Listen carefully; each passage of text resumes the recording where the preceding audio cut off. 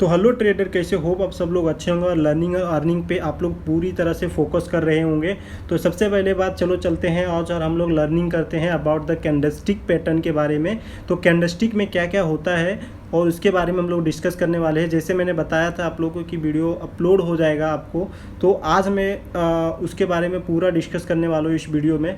तो इस वीडियो से पहले हम लोग कैंडलस्टिक के बारे में पढ़ने के लिए और जानने के लिए, उससे पहले हम लोग का एक चीज़ इम्पॉर्टेंट है जो हम लोग को सभी को जानना चाहिए। अगर आप लोग कोई लोग नए होंगे मार्केट में तो शायद उसे नहीं पता होगा, और अगर जो कुछ दिन से होंगे मार्केट में तो उसको पता होगा शायद।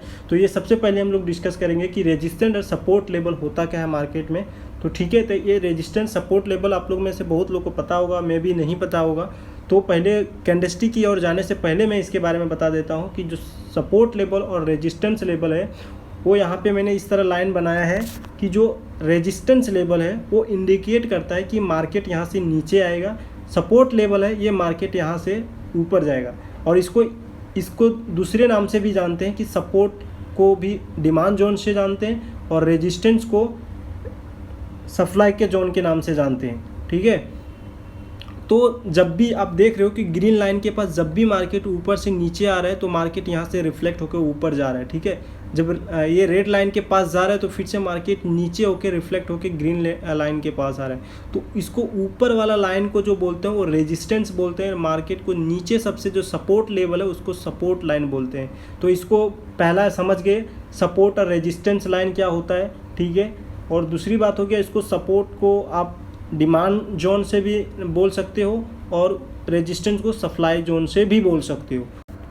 तो आप लोग सोच रहे होंगे कि ये रेजिस्टेंस सपोर्ट लेवल क्यों बताया है। तो ये सबसे इम्पॉर्टेंट होता है मार्केट में और अभी हमें लोग का आगे काम देने वाला है और आप लोग को समझने सबसे इम्पॉर्टेंट तो यही है मेन चैप्टर में अभी, और सबसे इम्पॉर्टेंट रोल प्ले करता है मार्केट में। तो चलो अभी चलते हैं, चलो हम लोग एक्चुअल चार्ट में देखते हैं कि ये एक्चुअली रेजिस्टेंस और सपोर्ट लेवल कैसे काम करता है। तो चलो पहले हम लोग चार्ट की ओर चलते हैं। तो आप लोग यहाँ पे चार्ट देख रहे हो कि ऊपर जो है ब्लैक लाइन और जो नीचे जो लाइन है वो नीचे वाला सपोर्ट जोन है, ऊपर वाला आपका रेजिस्टेंस है। तो आप देख रहे हो कि जब मार्केट ऊपर लाइन वाला पे टच कर रहा है तो मार्केट नीचे आ रहा है, नीचे वाला लाइन पे जब टच कर रहा है तो मार्केट ऊपर जा रहा है। तो इसी को बोलते हैं सपोर्ट और रेजिस्टेंस लेवल। और नीचे वाला को डिमांड जोन और ऊपर वाला को सप्लाई जोन भी बोल सकते हैं हम लोग, जैसे आप लोग मैंने बताया। अभी आप लोग समझ गए कि इसमें सपोर्ट और रेजिस्टेंस लेवल क्या है, क्योंकि हम लोग को आगे अभी जब कैंडलस्टिक के बारे में पढ़ेंगे तो वो आगे हमें लोग का काम देने वाला है। इसीलिए मैं पहले बता दे लिया हूँ ये, ताकि आप लोग का आगे समझने में प्रॉब्लम ना हो। तो चलो हम लोग अभी कैंडलस्टिक की ओर चलते हैं और कैंडलस्टिक के बारे में सीखते हैं हम लोग बेसिक अभी, और जो एडवांस लेवल है वो भी सीखेंगे, लेकिन अभी हम लोग ब्रीफली बेसिक सीखेंगे कि इसमें अभी एक्चुअली काम कैसे करता है। तो चलो हम लोग चार्ट पे आ गए, यहाँ पे देखते हैं हम लोग कि कैंडल आप लोग यहाँ पे देख रहे हो कि यहाँ पे दो टाइप का कैंडल है, एक रेड है और ग्रीन है। ठीक है, ऊपर में आप देख रहे होगे तो यहाँ पे लिखा है इंक्रीजिंग, एक साइड में लिखा है डिक्रीजिंग। इंक्रीजिंग वाला कैंडल को हम लोग बोलते हैं बुलिश कैंडल, और अगर वही डिक्रीजिंग वाला कैंडल को हम लोग बोलते हैं बेरिश कैंडल। कैंडल में चार इंपॉर्टेंट कॉम्पोनेंट, जैसे कि आपका हो गया ओपनिंग, हो गया क्लोजिंग, हो गया हाई, हो गया एंड लो हो गया।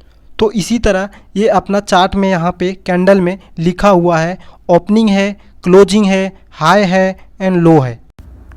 इसके अलावा और जो ऊपर में सुई जैसी पतली पतली दिख रही है उसको हम लोग शैडो कहते हैं। ये ग्रीन और जो रेड जो बीच में दिख रहा है, बीच वाला पार्ट, उसको हम लोग बॉडी कहते हैं। तो होप आपको ये समझ आ गया होगा, और बाकी हम लोग चलो नेक्स्ट कैंडल के बारे में पढ़ते हैं। अभी जस्ट ये कैंडल का इंट्रोडक्शन था कि कैंडल एक्चुअली होता क्या है, कैंडल बुलिश और बेरिश किसको कहते हैं। तो ये सिर्फ उसका इंट्रोडक्शन था एक कैंडल का, और बाकी हम लोग कैंडल टाइप्स जो है, कैंडल मार्केट में क्या देता है इंडिकेशन, वो हम लोग कैंडल के बारे में अभी नेक्स्ट पढ़ते हैं। चलो देखते हैं हम लोग कैंडल की ओर चलते हैं। तो चलो हमारा फर्स्ट कैंडल पढ़ते हैं। देखो कैंडल में ना बहुत सारा कैंडल है, ठीक है, लेकिन एक्चुअली जो मार्केट में कैंडल हम लोग का काम आता है, और अगर आप कुछ दिन के बाद जब एक एक्चुअली मार्केट में काम करने लगोगे ना, तब आपको पता चलेगा कि मार्केट में कौन सा कैंडल सिर्फ काम देता है। तो मेरा 2 साल के एक्सपीरियंस के अनुसार मैं जब आपको बता रहा हूँ कि पूरा कैंडल आपको याद करने के और पढ़ने की ज़रूरत नहीं है। सबसे जो इम्पोर्टेंट कैंडल है और वो यहाँ पे है, तो मैं इसीलिए उसको यहाँ पे रखा हूँ कि जो कैंडल हमें मार्केट में एक्चुअली काम देगा, ठीक है। और जो चीज़ हमें काम नहीं देगा, खाली एक कन्फ्यूजन क्रिएट करेगा, तो वो को काम की नहीं देता। वो कैंडल आप फॉलो करोगे तब क्या स्टॉप लॉस के अलावा कुछ नहीं जाने वाला है, स्टॉप लॉस ही मिलेगा हमेशा। इसीलिए जो कैंडल हमारा फेवरेट कैंडल है, जो कैंडल मेरा एक्सपीरियंस है कि एक्चुअली ये कैंडल हमें मार्केट में काम देता है, वही कैंडल को हम यहाँ पे कंसीडर किए हुए हैं। ज़्यादा हम लोग लेंदी ज़्यादा बनाने का ट्राई नहीं करें तो सबसे बेटर रहेगा। इसीलिए मैंने यहाँ पे अभी इसको सिंपल वे में समझाने का कोशिश किया हूँ। तो देखो, पहले जो हैमर कैंडल है या इन्वर्टेड हैमर कैंडल है, ये आप लोग देखोगे तो क्या देख रहे हो यहाँ पे। अगर यहाँ हैमर कैंडल देखोगे तो एक हैमर मतलब आप लोग तो समझ जाते होंगे कि एक हथौड़ा जिस तरह होता है उसी तरह दिख रहा है, ठीक है। तो जो ये कैंडल है, ये सबसे पहले इसको हम लोग को एक चीज़ को ध्यान में रखने का कि जो हमारा कैंडल है वो कहाँ पे बन रहा है। अगर यही कैंडल हमारा सपोर्ट या रेजिस्टेंस लेवल पे बनना चाहिए, ठीक है। तो चलो हम लोग पहले हैमर कैंडल की बात करते हैं। जो हमारा ये फर्स्ट कैंडल है, ये कैंडल हमेशा सपोर्ट लेवल पे बनना चाहिए, तो ही इसको वैलिडिटी में हम लोग लेंगे। अगर यही कैंडल हमें रेजिस्टेंस लेवल पे बन रहा है तो इसको कंसीडर नहीं करेंगे। दूसरी तरफ ये इन्वर्टेड हैमर है, ये नाम का इन्वर्टेड है या आप कह सकते हो, लेकिन यही कैंडल अगर सपोर्ट लेवल पे फॉर्म करेगा तो हम लोग उतना वैलिडिटी में नहीं लेंगे इसको, क्योंकि उतना इफेक्टिव नहीं काम करेगा ये। तो ये चीज़ हमेशा ध्यान में रखने का कि जो अपना हैमर कैंडल है वो हमेशा सपोर्ट टेबल पे बनना चाहिए। इन्वर्टेड हैमर है जो ये वाला दिख रहा है, नाम हटा दो, उसको नाम से छोड़ो, क्योंकि ये नाम एक स्पेशल नाम इसी करके दिया गया है, लेकिन आप जो एक्चुअली मार्केट में कैसे काम करता है, आपको कैसे सोचना चाहिए, तो मैं बता रहा हूँ। नाम से मतलब आप बोलोगे ना तो वो एक्चुअली होता नहीं है जिस तरह, क्योंकि मेरा खुद का एक्सपीरियंस है। तो आप ये जो देख रहे हो, जो कैंडल इन्वर्टेड हैमर देख रहे हो, ऐसा कैंडल अगर ऊपर रेजिस्टेंस लेवल पे बनता है तो इसका मतलब है मार्केट वहाँ से रिवर्स हो गए, नीचे आने का पॉसिबिलिटी है। और अगर ये अपना हैमर कैंडल जो दिया हूँ मैं आपको, और जो ये कैंडल जो सपोर्ट लेवल पे ऐसा बनता है, तो ये पॉसिबिलिटी है कि मार्केट यहाँ से ऊपर की ओर जाएगा, ठीक है। लेकिन ये चीज़ हमेशा दोनों चीज़ में ध्यान रखने का, दोनों कैंडल के सिनेरियो में ध्यान रखने का कि ये कैंडल किस जगह पे बन रहा है, सपोर्ट या रेजिस्टेंस लेवल पे, ये बात हमेशा ध्यान रखने का। और एक चीज़ आपको लॉजिक होगा देखने का कि अगर हैमर कैंडल देखते हो आप लोग तो क्या देख रहे हो, एक हैमर जैसा दिख रहा है लेकिन नीचे से एक विक है, और देखने में आप ध्यान से देखोगे तो लग रहा है क्या मालूम है कि अभी ये सपोर्ट लेवल पे आपको बताया जैसे कि सपोर्ट लेवल पे ये बनना चाहिए। तो ये सपोर्ट लेवल से क्या होता है, पहले आपको बताया जैसे शुरुआत वीडियो में कि सपोर्ट लेवल से मार्केट यहाँ से ऊपर जाने का पॉसिबिलिटी रहता है। पहला कंफर्मेशन हो गया आपका। अगर ये वाला कैंडल बनता है तो सेकंड कंफर्मेशन हो गया। एक कैंडल में देखोगे तो वीक जो दिया है सो लग रहा है कि मालूम है मार्केट को ऊपर की ओर कोई पुश कर रहा है, ठीक है, मतलब ऊपर की ओर धकेल रहा है वैसा। तो आपका फर्स्ट कंफर्मेशन हो गया कि सपोर्ट लेवल, सेकेंड कंफर्मेशन हो गया ये कैंडल की हाँ मार्केट को ऊपर की ओर बायर लोग पुश कर रहे, तो ये कंफर्मेशन। तो इस लॉजिक के बेसिस पे मैं बताया आपको। अगर यही वाला कैंडल आप लॉजिक लगाते हो इन्वर्टेड के हैमर में तो इसका भी 2 वीक है। अब देखोगे यहाँ वीक जो इसका दिख रहा है तो एक्चुअली क्या है कि अगर ये चीज़ रेजिस्टेंस पे बन रहा है तो इसका मतलब आपको पहले वीडियो में बताया मैंने कि अगर रेजिस्टेंस पे वहाँ पे बन रहा है तो रेजिस्टेंस पे क्या होता है, मार्केट वहाँ से रिवर्स होता है। अगर ये कैंडल बन रहा है तो पहला तो रेजिस्टेंस से रिवर्स होता है, सेकेंड चीज़ ये कैंडल बन रहा है तो ये वीक से पता चल रहा है कि हाँ कोई मार्केट को नीचे की ओर धकेलना चाहता है या पुश करना चाहता है। एक लॉजिक लगाओ आप, ठीक है, तो वहाँ से मार्केट रिवर्स होगा। तो इसीलिए मैं बोला कि कंफर्मेशन डबल हो गया आपका। एक ये कैंडल की थ्रू से कंफर्मेशन हो गया, सेकेंड आपका जब ये कैंडल यहाँ पे रेजिस्टेंस पे बन रहा है, और तो रेजिस्टेंस पे बताया कि इसका जो रूल है वो रेजिस्टेंस पे ही बनना चाहिए इन्वर्टेड हैमर का। तो इसीलिए इसका बेसिस पे मैं लॉजिक बनाया। इसीलिए नाम पे मत जाओ, एक कैंडल देख के समझने का, मार्केट को कैंडल देख को बिहेवियर समझने का ट्राई करो, ना कि एक थ्योरी के बेस पे, ठीक है। थ्योरी के बेस पे जाओगे ना मार्केट में कभी पैसा नहीं कमा पाओगे।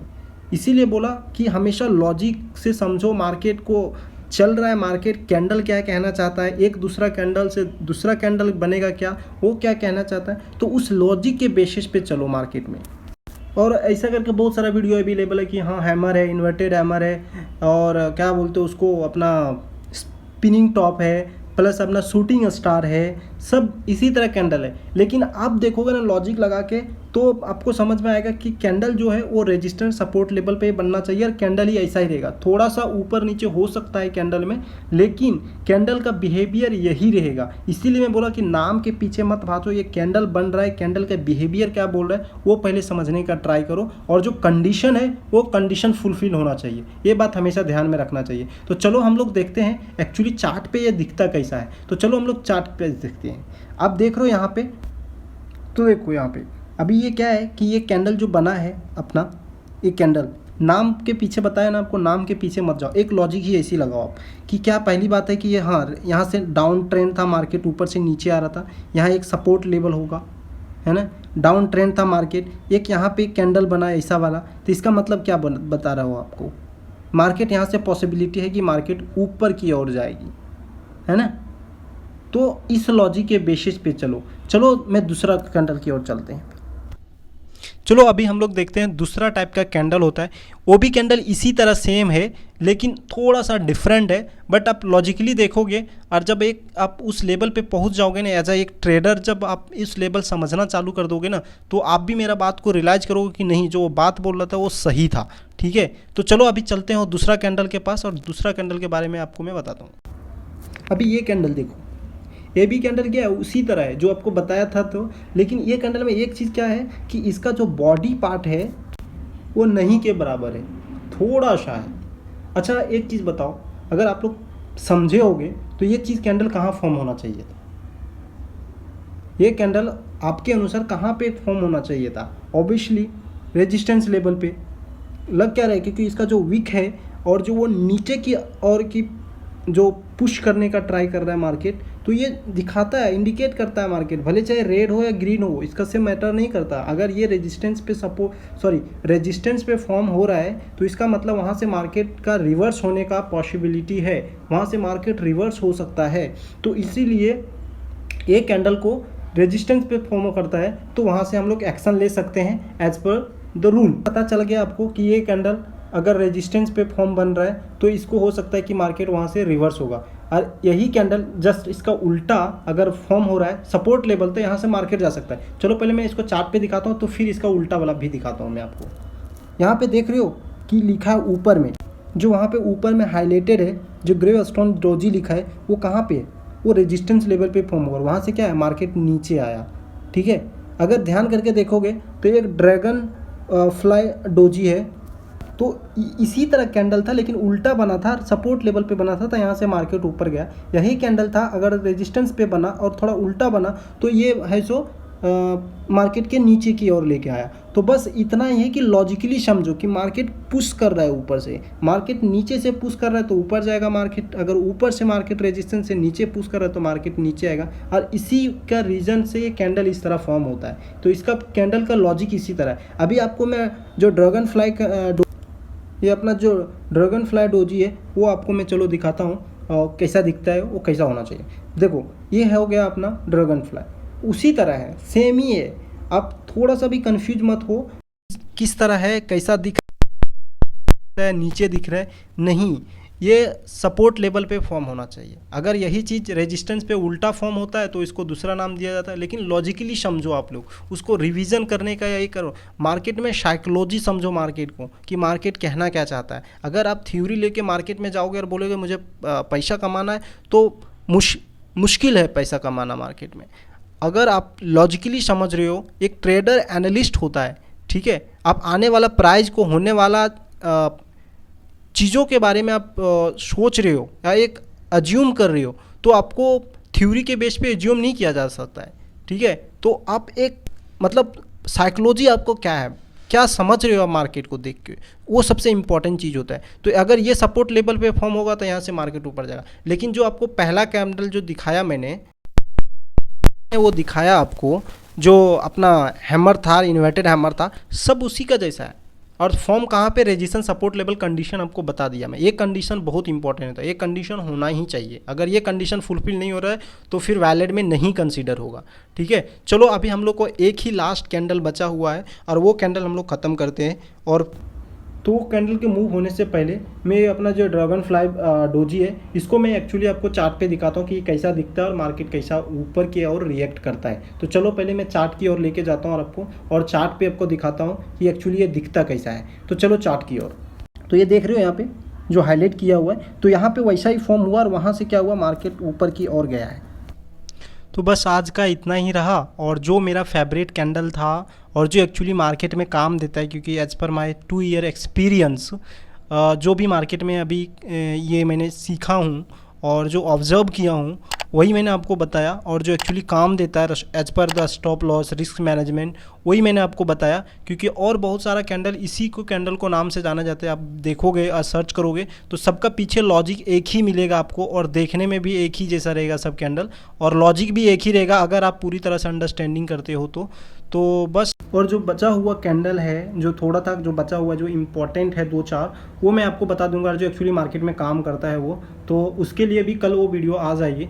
तो बस आज के लिए इतना ही रखते हैं, और अगर आपको ये कंटेंट थोड़ा भी वैल्यूएबल लगा हुआ हो तो आप चैनल को सब्सक्राइब कर सकते हो, और बहुत कुछ हम लोग इस पर सीखने वाले हैं, और कोर्सेस पूरा बिगिनर टू एडवांस आएगा इसमें। तो ये सीरीज़ है फर्स्ट का, और अभी बहुत सारा हम लोग को सीखने बाकी है, सिर्फ ये बिगिनिंग है।